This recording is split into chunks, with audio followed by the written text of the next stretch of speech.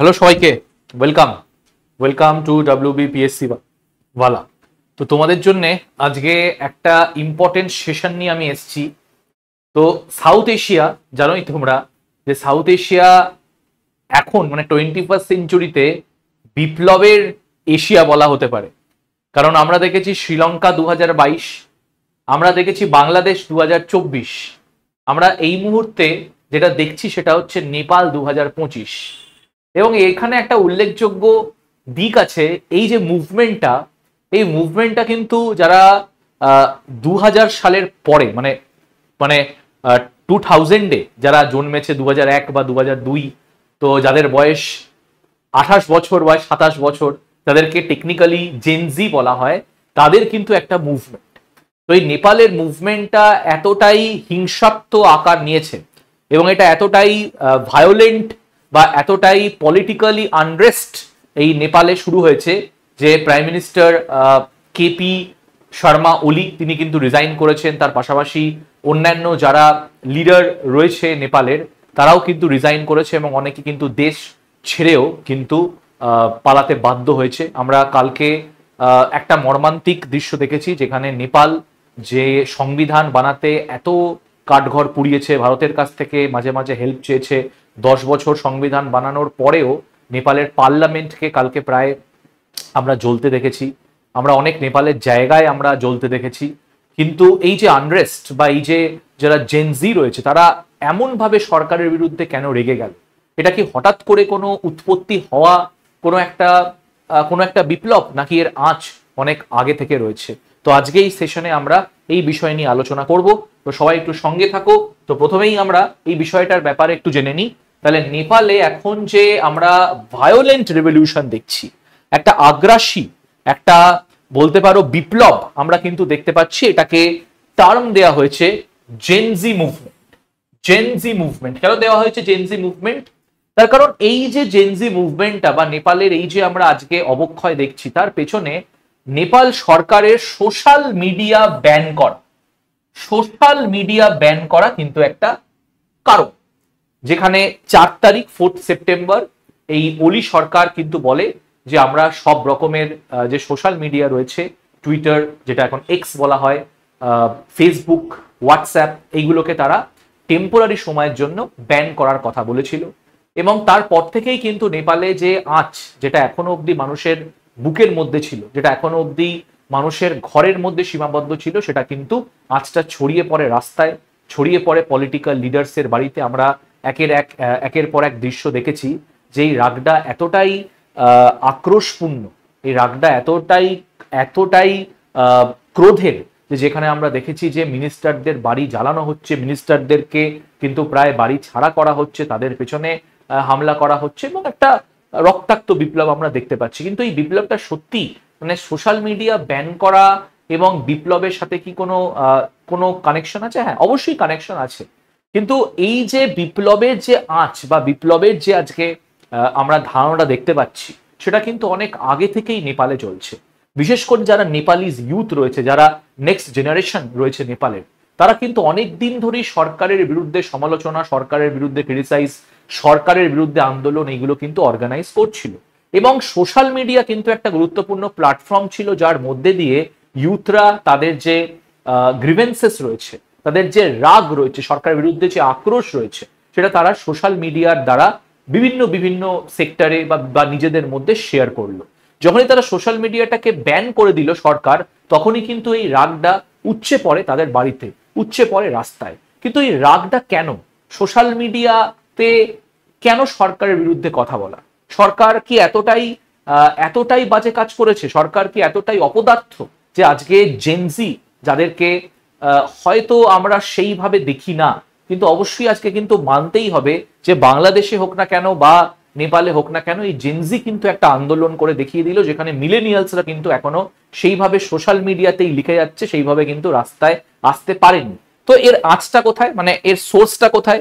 দেখো, সোর্সটা কিন্তু অনেক দিন ধরেই এই সোর্সটা আমরা দেখতে পাচ্ছি। এবং তোমাদেরকে জাস্ট একটা কথা বলে আমি সোর্সের দিকে যাব, সেটা হচ্ছে খুবই দুঃখের কথা যে যারা ইউথ, যাদের কাঁধের ওপরে দেশের ভার, সেই ইউথের কিন্তু অবস্থা আজকে বলতে পারো যে আমি বলবো না যে ইউথের যে আন্দোলন সেটা পুরোপুরি অবাস্তব। অবশ্যই আন্দোলনের তো কারণ থাকে নিশ্চয়ই, না হলে সবাই নেপালের মতো একটা ছোট দেশ এবং যেখানে একটা শান্তিপূর্ণ দেশ, তারা কেন সরকারের বিরুদ্ধে বা রাস্তায় নেমে এরকম একটা রক্তাক্ত আন্দোলন করবে যেখানে 19 জন কিন্তু নেপালে অলরেডি মারা গেছে এবং অবশ্যই অনেকজনই কিন্তু আহত। এবং আমরা প্রার্থনা করব যে যারা মারা গেছে এবং যারা আহত তাদের ফ্যামিলির প্রতি আমাদের আবেগ বা আমাদের কন্ডোলেন্সেস কিন্তু থাকছে।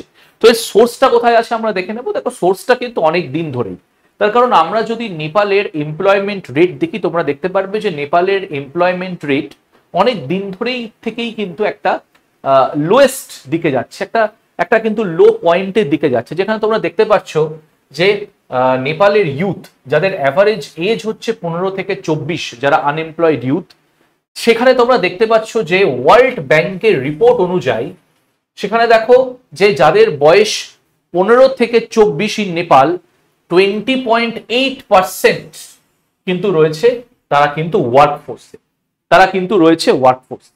এবং দেখো নেপালের যে জিডিপি বা নেপালের তোমরা যদি ইন্ডাস্ট্রিয়ালাইজেশন দেখো, সেটা কিন্তু বিগত বছরগুলোতে একদমই হয়নি। যে নেপালের সংবিধান গঠনের পরে অনেকেই হয়তো ভেবেছিল যে নেপালে একটা সরকার যদি আসে, সেখানে কিন্তু গণতান্ত্রিক পদ্ধতিতে যদি সরকার আসে, সেই সরকারের মধ্যে দিয়ে নেপালে ইন্ডাস্ট্রিয়ালাইজেশন হবে, নেপালের ইউথরা চাকরি পাবে। কিন্তু তোমরা এখানে রিপোর্টগুলো দেখো, যেখানে কিন্তু বিজনেস স্ট্যান্ডার্ড বলছে যে নেপালের ইকোনমি খুবই স্লো।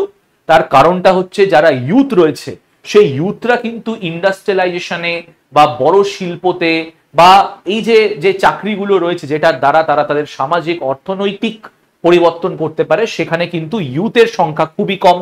তার পাশাপাশি দেখো নেপালের আনএমপ্লয়মেন্ট রেট যেটা কিন্তু বেড়ে 12.6 কিন্তু দাঁড়িয়েছে সার্ভে রিপোর্ট অনুযায়ী। এবং তোমরা এখানে ওয়ার্ল্ড ব্যাংক রিপোর্ট অনুযায়ী দেখতে পাচ্ছ যেখানে কিন্তু আনএমপ্লয়মেন্ট রেট 20.8% কিন্তু নেপালে রয়েছে। তাহলে বুঝতেই পারছো যে এই যে নেপালের আনএমপ্লয়মেন্ট রেট কিন্তু একটা অনেক বড় ফ্যাক্টর।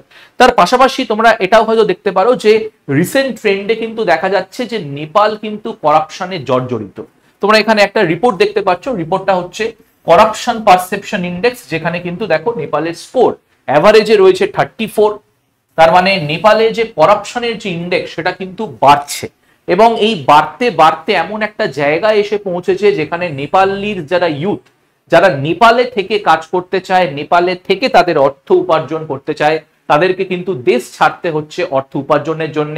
এবং তোমাদেরকে বলে রাখি, according to ORF observer research foundation, তাদের অনুযায়ী 10 জনের মধ্যে 6 জন ইউথ না চাইলেও কিন্তু নেপাল ছাড়তে বাধ্য হচ্ছে। তার কারণ সেখানে কাজ করার মতো পরিবেশ বা কাজ করার মতো শিল্প নেই এবং আনএমপ্লয়মেন্ট রেট এতটাই গভীরে গেছে, এতটাই বেড়ে গেছে যে জেনজি যারা নেক্সট জেনারেশন অফ নেপালকে যারা লিডারশিপ দেবে, তাদেরও কিন্তু পলিটিক্সে বা তাদেরও কিন্তু ইকোনমিক যে অবস্থা সেটা কিন্তু খুবই খারাপ অবস্থায় রয়েছে। তার পাশাপাশি তোমাদেরকে আমি এটাও বলে দিই যে যখন নেপালের ইউথদের আনএমপ্লয়মেন্ট, যখন নেপালিজ ইউথরা বাড়ি ছাড়া হচ্ছে, যখন নেপালের ট্যুরিজম খুব খারাপ অবস্থায় আছে, সেই সময় যদি নেপালের যারা পলিটিক্যাল এলিটস রয়েছে তাদের ছেলে মেয়েদের যদি লাইফস্টাইল দেখা যায়, সেটা কিন্তু খুবই বলতে পারো lavish lifestyle. IPhone, Gucci bag, শ্যানেলের পারফিউম, এই বিভিন্ন জিনিসের মধ্যে তারা কিন্তু আবদ্ধ হয়ে রয়েছে। যেখানে তোমরা দেখতে পাচ্ছ যে এই যে লাইফস্টাইলগুলো কিন্তু তারা বিভিন্ন সোশ্যাল মিডিয়া প্ল্যাটফর্ম, সেটা এক্স হোক না কেন, টিকটক হোক না কেন, সেখানে কিন্তু ফ্লন্ট করে বেড়ায়।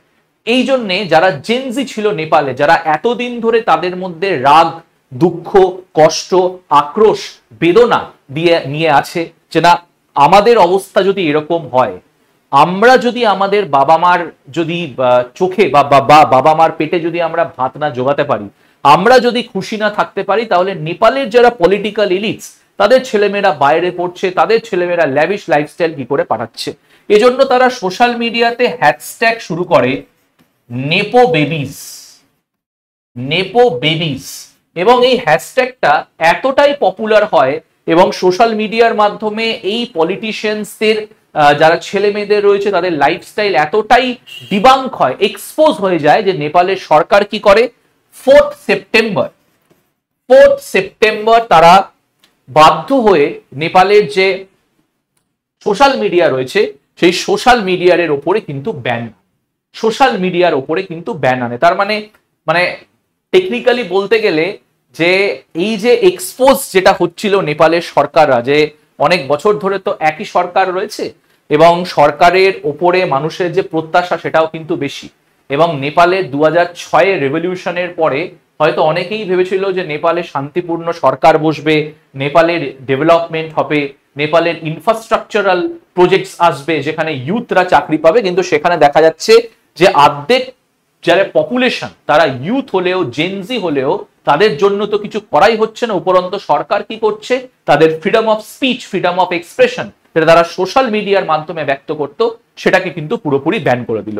এই ব্যান করার পরেই শয়ে শয়ে যারা ইউথ রয়েছে, যারা যারা জেন জি রয়েছে তারা কিন্তু রাস্তায় নামতে শুরু করে। কাঠমান্ডু, পোখরা, বিভিন্ন যে এলাকাগুলো রয়েছে সেখানে তারা নামতে শুরু করে, তারা একবদ্ধ হয়, তারা ইউনাইটেড হয় এবং ইউনাইটেড হয়ে তারা কিন্তু সরকারের বিরুদ্ধে একটা বলতে পারো ভায়োলেন্ট রেভলিউশন শুরু করে, যেখানে আমরা পোস্টার দেখি এনাফ ইজ এনাম, আমরা পোস্টার দেখি এন্ড অফ করাপশন, আমরা পোস্টার দেখি আনএমপ্লয়মেন্ট ইউথ ব্লাড। তো বিভিন্ন এই পোস্টার আমরা দেখি এবং আমরা প্রথমবার দেখি যে সোশ্যাল মিডিয়া যেখানে তারা এই প্রোটেস্টটা করছিল, যেখানে তারা সরকারের বিরুদ্ধে গ্রিভেন্সেসটাকে তুলে ধরছিল, তাদের যেহেতু সোশ্যাল মিডিয়া ব্যান হয়ে যায় তৎক্ষণাৎ ছাড়া রাস্তায় নামে এবং আমরা একের পর এক দৃশ্য দেখেছি। আমি জাস্ট একটা তোমাদের দৃশ্য দিলাম। আমরা দেখেছি কেপি ওলির বাড়ি, আমরা দেখেছি বিভিন্ন লিডার্সদেরকে মারা হচ্ছে, আমরা দেখেছি বিভিন্ন লিডার্সরা প্রাইভেট হেলিকপ্টারে করে পালিয়ে যাচ্ছে। তো এই যে রেভলিউশন বা এই যে আন্দোলন, এই আন্দোলনটা কিন্তু বলতে পারো যে নেপালের হিস্ট্রিতে one of the most crucial আন্দোলন। এবারে দেখা যাক যে নেপালের সরকার কি করে।